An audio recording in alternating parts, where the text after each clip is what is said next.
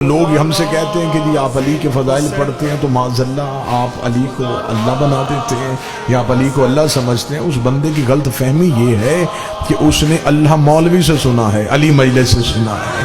اس کا حق یہ بنتا ہے جہاں سے علی سنے وہیں سے توحید سنے. ہم تمہیں بتائیں کہ جہاں علی سجدہ کرنے والا ایسا ہے تو جس کو سجدہ ہو رہا ہے وہ خدا کیسا ہوگا. اور مجھے ربوبیت پروردگار کی قسم، آج کسی سے پوچھیں کہ آپ نے اللہ دیکھا ہے، وہ کہتا نہیں. اللہ سنا ہے، وہ کہتا نہیں.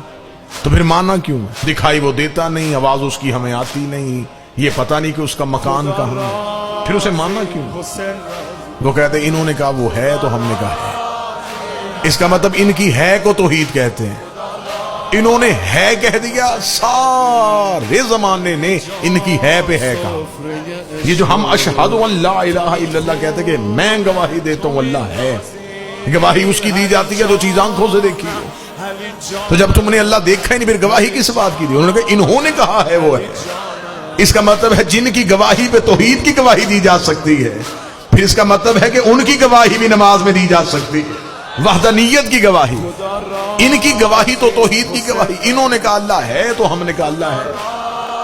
میں توحید پرستوں سے پوچھتا ہوں جو اللہ کو منوانا چاہتے ہیں، آپ ہمیں بتائیں کہ آپ کے پاس اللہ کے ہونے کی دلیل کیا ہے؟ آج کوئی دہریہ آپ سے پوچھے، آج کوئی غیر مذہب آپ سے پوچھے کہ میں آپ کے اللہ کا کلمہ پڑھنا چاہتا ہوں لیکن بتاؤ تم اللہ کو مانتے ہو، وہ اللہ کہاں ہے؟